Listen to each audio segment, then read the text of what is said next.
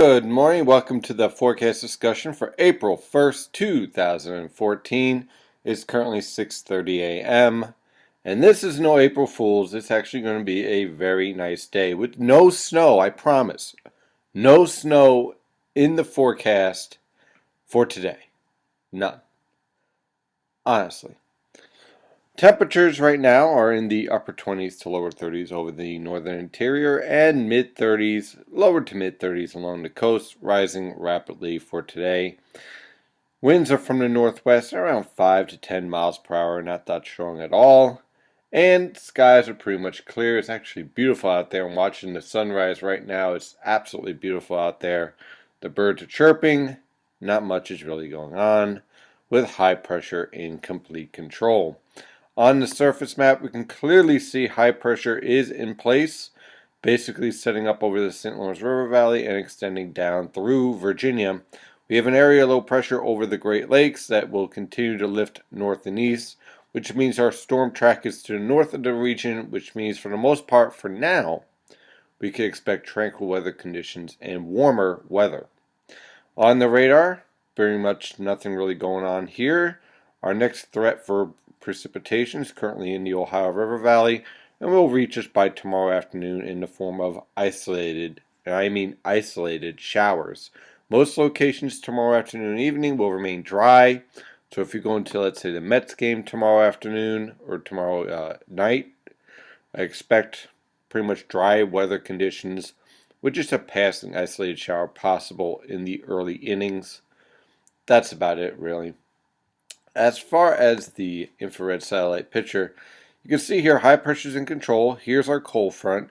Now, again, we're looking at a rather progressive weather pattern here. So, for the most part, not really expecting any widespread heavy precipitation over the next 48 hours. Just again, a few isolated showers tomorrow evening. However, when we take a look at the water vapor satellite picture over the northern hemisphere, we're developing a very interesting pattern. We're having a very active Pacific with a strong subtropical jet stream getting its act together. You can see it down here. And you can see all the disturbances over the Pacific basically driving towards the west coast, like this one right here. And what's happening here is that with the lower heights over the west, you're starting to get a little bit more of a ridge over the southeast. Notice there's a little bit more dry air here. And so what's going to happen is that as this disturbance lifts north and east, and drives a cold front through tomorrow evening, that cold front is going to stall as the ridge starts to develop over the southeast. And then what you'll have is all this moisture starting to move along that stationary front for Thursday, Friday, and Saturday, with these disturbances moving along that front, leading to the potential for showers every day. Not a washout, but the capability for some of these showers to produce heavy downpours. And locations just to the north of this cold front, well, it's going to be rather wet. And unfortunately, that includes the northern mid-Atlantic. So the end of this upcoming week looks a bit unsettled. Not a complete washout, but basically April showers will bring May flowers. And it looks like that's exactly what we're going to be setting up here over the next several days. So let's take a look at the latest model guidance from the Penn State EWOL website using the GFS model guidance.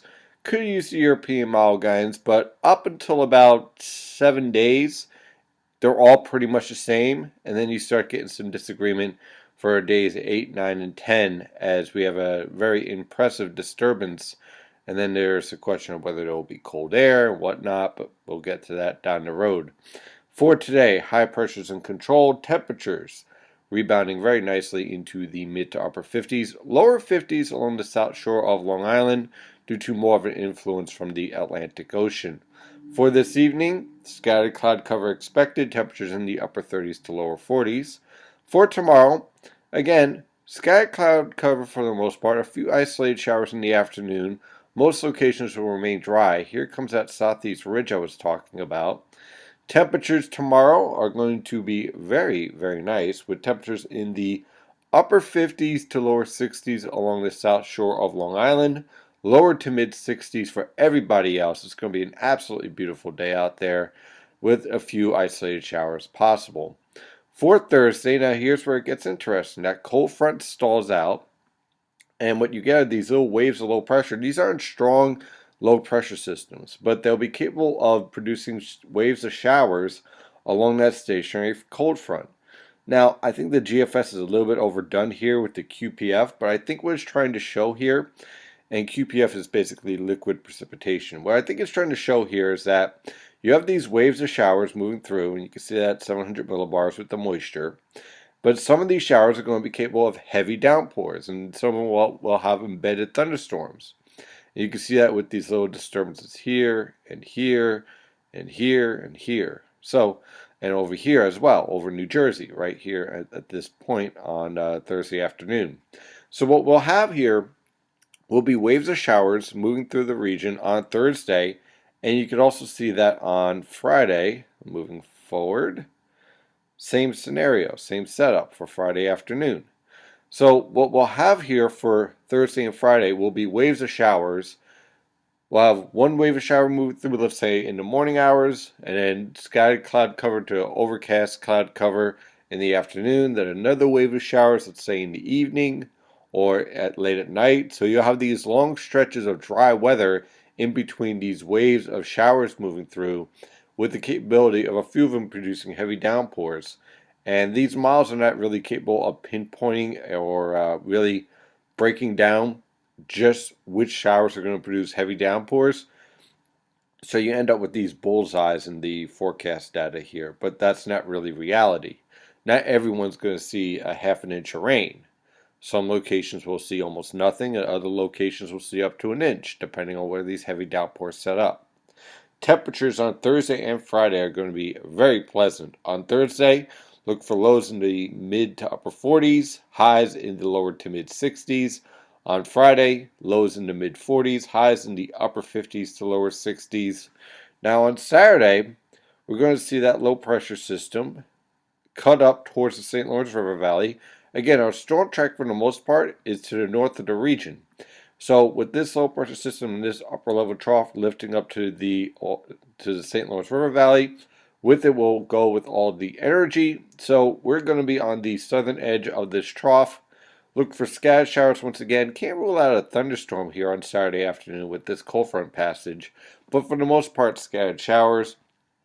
Ahead of the cold front, look for temperatures in the mid 40s for lows and lower to mid 60s for highs, upper 50s to lower 60s on the south shore of Long Island. Once again, remember, we're getting to that time of year where that southwesterly wind coming off the Atlantic Ocean leads to cooler conditions along the south shore of Long Island, while everyone else warms up very nicely. By Sunday, high pressure is in control, and that continues on to Monday and Tuesday. For Sunday, Monday, and Tuesday, look for temperatures in the upper 30s to lower 40s for lows, and upper 50s to lower 60s for highs. And then for Tuesday night, we'll have to watch to see exactly how this disturbance develops. Moving forward, it could be a very impressive rainfall event. And again, you see that pocket of cold air here over the Ohio River Valley. Some models have this low pressure system further east, and that could be a threat for us. We've seen that already just a couple of days ago. So we'll have to watch to see exactly how this storm evolves moving forward. But we have time. In the meantime, enjoy the spring-like weather conditions. I'm your meteorologist, Stephen DiMartino. Follow the latest weather information at nynjpaweather.com and nynjpaweather on Twitter, Facebook, Google+, and LinkedIn. As always, thank you for watching NYNJPA Weather, and stay safe out there.